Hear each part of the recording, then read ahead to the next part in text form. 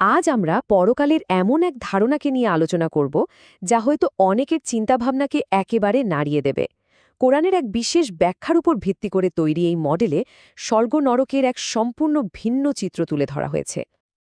তো চলুন দেখে নেওয়া যাক আমাদের আজকের আলোচনার পথটা। প্রথমে আমরা দেখব কিভাবে পরকালের প্রচলিত মডেলটাকে চ্যালেঞ্জ করা হচ্ছে।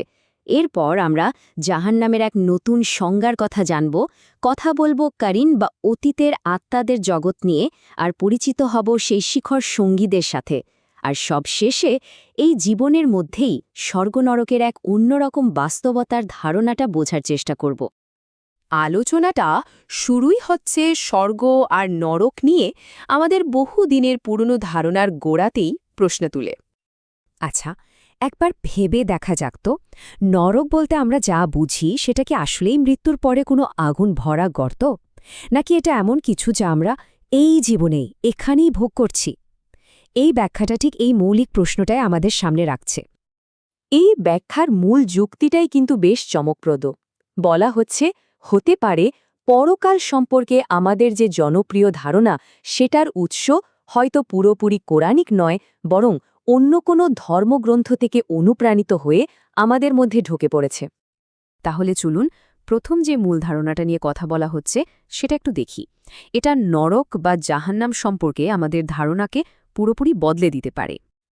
এখানেই দেখুন মূল পার্থক্যটা কত পরিষ্কার। একদিকে প্রচলিত ধারণা বলছে জাহান্নাম হল মৃত্যুর পরে শাস্তি পাওয়ার একটা জায়গা, আর অন্যদিকে এই নতুন মডেল বলছে না, জাহান্নাম কোনো জায়গা নয়, বরং এটা জীবিত অবস্থাতেই ভোগ করা একটা মানসিক বা আধ্যাত্মিক অবস্থা। তাহলে এই নতুন সংজ্ঞাটা ঠিক কি বলছে?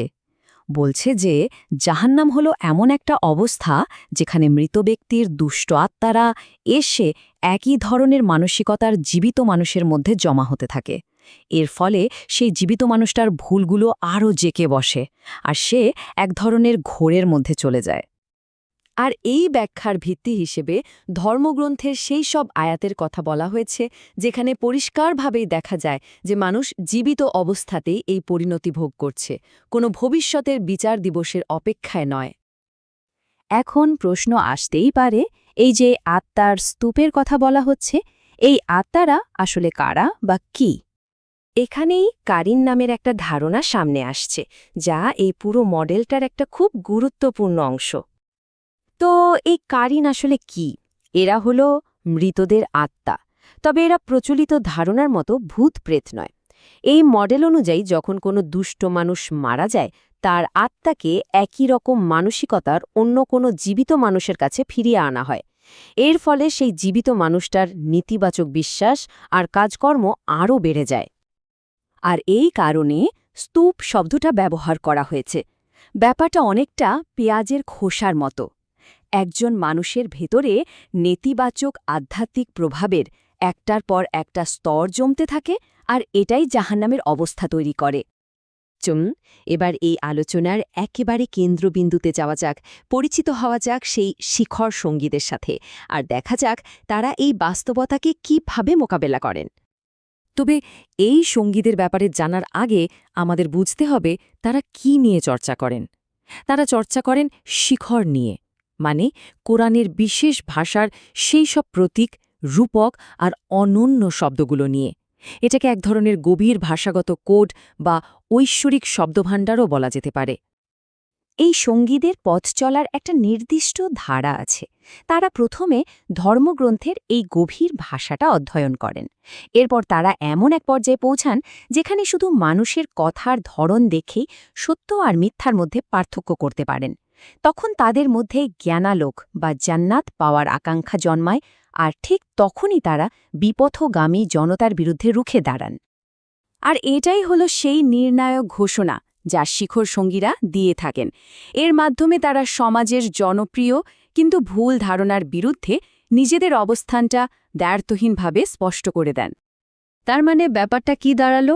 জান্নাতে প্রবেশ করাটা শুধু ব্যক্তিগত বিশ্বাসের ব্যাপার নয়, বরং এটা হলো মিথ্যার বিরুদ্ধে প্রকাশ্যে রুখে দাঁড়ানোর সাহসের একটা চূড়ান্ত পরীক্ষা। এই পুরো মডেলটার শেষ ধাপে এসে স্বাভাবিকভাবেই বেহেশত বা জান্নাতের ধারণাতেও একটা নতুন মোড় আসে। যেহেতু জাহান্নামকে এই জীবনেরই একটা অবস্থা বলা হয়েছে, তাই যুক্তি অনুযায়ী জান্নাতও তার ঠিক বিপরীত।